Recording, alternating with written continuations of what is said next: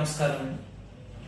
ఈరోజు రాష్ట్ర గృహ నిర్మాణ శాఖ మంత్రి జోగి రమేష్, అందరూ భోగి రమేష్, గుర్కా రమేష్ అని పిలుచుకుంటా ఉంటారు. ఆయన ఏదో పవన్ కళ్యాణ్ గారు కేంద్ర ప్రభుత్వానికి గృహ నిర్మాణ శాఖలో జరిగినటువంటి అవినీతి గురించి ఫిర్యాదు చేశారని, దానికి వివరణ ఇస్తున్నానని చెప్పి మీడియా ముందుకు వచ్చారు. అందులో భాగంగా ఏదో అవాకులు చవాకులు కూడా పేల్చారని చెప్పి ఇప్పుడే కొంచెం వీడియోలు చూడటం జరిగింది. అరే జోగి రమేష్ గా, నిజంగా నువ్వు రాష్ట్ర గృహ నిర్మాణ శాఖ మంత్రి అయితే నేను జనసేన పార్టీ తరఫున ఒక చిన్న సవాల్ విసురుతున్నా నీకు. నేను ఒక సామాన్య జన సైనికుడిని. నీ దగ్గర ఏమేమి లెక్కలు నీ పట్టుకురా. నీకు ఎదురుగా బహిరంగ వేదికగా ఆంధ్రప్రదేశ్ రాష్ట్రంలో జరిగినటువంటి గృహ నిర్మాణాల గురించి, స్థల సేకరణ వివరాల గురించి, అందులో జరిగిన అవినీతి గురించి చిట్టా విప్పడానికి సిద్ధంగా ఉన్నా. నాది అవనగడ్డ నియోజకవర్గం. నువ్వు నిజంగా సిద్ధంగా ఉన్నావా లెక్కలు చూపించడానికి? ఎప్పుడైనా నువ్వు గృహ నిర్మాణ శాఖ మంత్రి అని నీకు గుర్తుందంటారా? నీకు నిద్రపోయి లేచి తాగిచ్చి నీ ఇష్టం వచ్చినట్టు మాట్లాడతావు, బొగ్గలు వాసిపోయి నువ్వు వచ్చేటప్పుడు ఇంత పేపర్ పట్టుకొస్తావు చదువుకోవటానికి. దానికి నువ్వు ఆంధ్రప్రదేశ్ రాష్ట్రంలో గృహ నిర్మాణ శాఖలో అవినీతి జరగలేదా? ఎక్కడికి వచ్చి మాట్లాడమంటారో చెప్పండి. నీ దగ్గర నీతో పాటే కూర్చుని బహిరంగ వేదికగా చర్చించడానికి సిద్ధంగా ఉన్న అవినీతిని నిరూపిస్తే నువ్వేం చేస్తావో చెప్పు. నీ శాఖకు నువ్వు రాజీనామా చేస్తావా? సవాళ్ళను స్వీకరించే దమ్ము నీ దగ్గర ఉందా? పిచ్చివాగుడు వాగబాక. నీ దగ్గర ఏం ఉండదు, ఊరికే పేపర్ రాసి వచ్చి చదువుతా ఉంటావు. ఫీల్డ్ లెవెల్లో జరిగేది మాలాంటి వాళ్ళకి తెలుస్తుంది. మూసుకుని ఈ రోజు నుంచి అయినా కాస్త జాగ్రత్తగా కూర్చో. ఏది పడితే అది మాట్లాడక. మైకు దొరికిందని చెప్పి మైకు ముందుకు పరుగులెత్తుకుని రాబాక, పరువు పోతుంది. నువ్వు కృష్ణా జిల్లాలో ఉన్నావు, పెడన్ నియోజకవర్గానికి ప్రాతినిధ్యం వహిస్తున్నావు. కృష్ణా జిల్లా పరువు తీయద్దు. గోర్ఖా మొహం నువ్వు. ఇంకోటి ఏంటో అన్నావు, పవన్ కళ్యాణ్ గారికి ఆధార్ కార్డు ఉందా, ఓటు గుర్తింపు కార్డు ఉందా అని అడుగుతావు. సిగ్గుందంటారా నీ ముఖానికి? ఇప్పటికి ఎన్నిసార్లు అడిగి ఈ ప్రశ్న? 3 సార్లు నేను విన్నా నీ వీడియో. పవన్ కళ్యాణ్ గారికి ఇక్కడ ఆధార్ కార్డు ఉంది, ఓటు గుర్తింపు కార్డు ఉంది. గతంలో జరిగినటువంటి ఎన్నికల్లో ఇక్కడ ఓటు కూడా వేశారు. తాగుబోతే ఎదవా, తెలుసుకో ఇప్పటికన్నా. కనీసం ఊరికే రాజకీయాల్లోకి వచ్చేసి తెల్లబట్టలు వేసుకుని తిరిగితే సరిపోదు. నీ ఇష్టం వచ్చినట్టు ఏదో ఒకటి మైక్ ముందుకు వచ్చి మాట్లాడితే నాలాంటి కూడా బయటకు వస్తాడు, సబ్జెక్ట్ ఉన్నోడు బయటకు వస్తాడు. సమాధానం చెప్పడానికి కూడా సిద్ధంగా ఉండాలి. ఇంకోటి ఏంటన్నావు నువ్వు? జగన్ అన్న కొండల్లో గుట్టల్లో ఉన్న వాళ్ళందరికీ తీసుకొచ్చి ఇళ్ల స్థలాలు ఇచ్చాడు, ఒక గూడు కల్పించాడు, ఒక ఆశ్రయం కల్పించాడు, ఒక డోర్ నెంబర్ కల్పించాడు అంటారు. రెండరే ఎవడొస్తాడో మీలో చర్చకే. ఆ రోజు జగన్ ఇచ్చిన మాట ఏంటో తెలుసా? నేను చెప్తా. రాష్ట్రంలో ఎవరికైతే ఇళ్ల స్థలాలు లేవో వారికి ఇళ్ల స్థలాలు ఇస్తాము. అదే విధంగా 3 ఆప్షనల్స్ ఇచ్చి గృహాలు కూడా నిర్మిస్తామని చెప్పారు వైసీపీ ప్రభుత్వం. మీ జగన్ అని చెప్పాడు.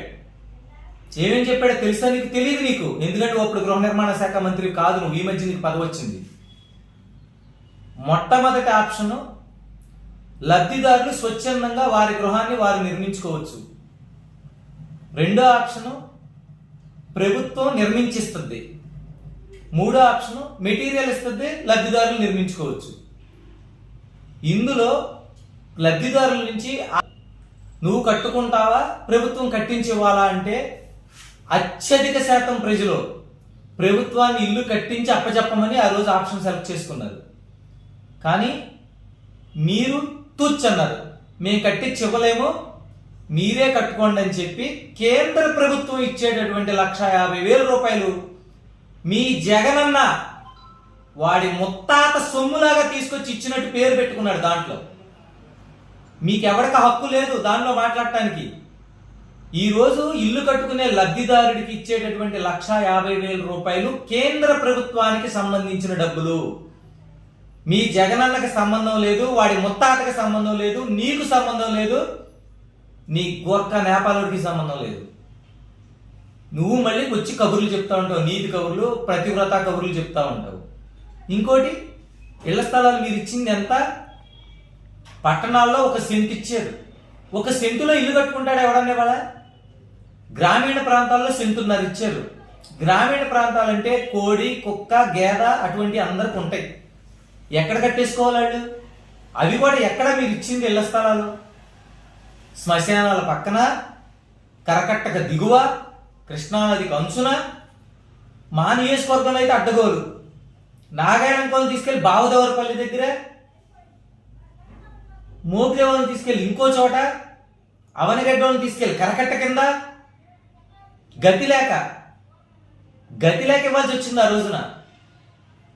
ఇట్లా ఇష్టం లేకుండా బలవంతంగా ఇంటికి సరిపడా డబ్బులు ఇవ్వకుండా 1,50,000 ముఖాన్ని ఇలా కొట్టి, కేంద్ర ప్రభుత్వం ఇచ్చే డబ్బులు కొట్టి బలవంతంగా ఈరోజు వాళ్ళ చేత ఎందుకు పనికి రాకుండా ఇల్లు కట్టిస్తున్నారే మీరు? నాశనం అయిపోతారు మీరు. మీరు చేసింది ఏమాత్రం మేలు కాదు. మీరు కేవలం అంకి చూపించుకోవడం కోసం 30 లక్షల స్థలం ఇచ్చాము, 30 లక్షల మందికి స్థలాలు ఇచ్చాము, 21 లక్షల మందికి ఇల్లు కట్టించాము. రేపు పొద్దున అందరూ ఎంతమంది ఓపెన్ చేస్తారో చూడండి. మీరు ఇచ్చిన ఆప్షన్ ప్రకారం మీరు ఎక్కడ కట్టించట్లా. కేంద్ర ప్రభుత్వం ఇచ్చే 1,50,000 రూపాయలకి వాళ్ళు ఇల్లు అయిపోద్దా? దాంట్లో మళ్ళీ మీరు కక్కుర్తి ఇసుకని తీసుకొచ్చాము, ఒక టిప్పర్ను 30,000 రూపాయలకి అమ్ముతారు మీరే, మీ వైసీపీ నాయకులే. ఐరన్ తీసుకొచ్చి డబల్ రేట్లు, ఐరన్ కంపెనీ వాళ్ళు మీరు సపరేట్ జగన్ ట్యాక్స్ వేస్తా ఉంటారు. అక్కడ ఇసుక నుంచి 18 కోట్లు కృష్ణా జిల్లా నుంచి ప్రతి నెల కూడా జగన్ ఆఫీస్కి వెళ్ళాలా. వెళ్ళకపోతే తాడేపల్లి ప్యాలెస్ ఊగిపోద్ది. అక్కడ ఊరుకోరు, కోపంతో ఊగిపోతా ఉంటారు ఈ నెల మామూలు రాలేదని చెప్పి. ఇసుకలో మీకు అక్రమ దందా. అవనగడ్డలో ఈస్ట్ కోస్ట్ లో పెట్టి అమ్ముకుంటా ఉంటారు. ఇక్కడ అవనగడ్డలో స్థానిక శాసనసభ్యులు. ఐరన్ చూస్తే ఐరన్ రేట్లు ఫుల్గా, సిమెంట్ చూస్తే డబల్ రేటు. వాళ్ళకి ప్రత్యేకంగా జగన్ ట్యాక్స్. మీ బాగోతాలు ఎవరికి తెలియదు? సామాన్య ప్రజలు అందరికీ తెలుసు. ఈ రోజున మీరేదో ఊరికే పిచ్చి భ్రమలో ఏసీ రూమ్ లో కూర్చుని ఎవరికి తెలియదు, పంచిపెట్టేస్తున్నాం మళ్ళీ రేపు మేమే గెలుస్తామని అనుకుంటున్నారు. అంతే, మీ భ్రమ అంతే. ప్రజలందరూ గమనిస్తున్నారు. మీరు చేసే బాగోతాలని మీకు తెలుసు.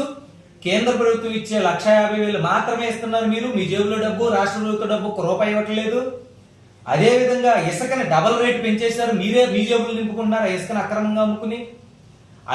ఐరన్ రేట్ చూస్తే విపరీతంగా పెంచేసి ఐరన్, సిమెంట్ దగ్గరేమో మీరే జగన్ ట్యాక్స్లు వేసుకుని వాళ్ళ దగ్గర అక్రమంగా వసూలు చేసుకుంటున్నారు. చెన్నై నుంచి వచ్చినటువంటి సిమెంట్ కంపెనీని బయటికి పంపించేసారు, తక్కువ రేట్కి ఇస్తానంటే ఇక్కడ వీలు కాదు, ఇవ్వకూడదని చెప్పి.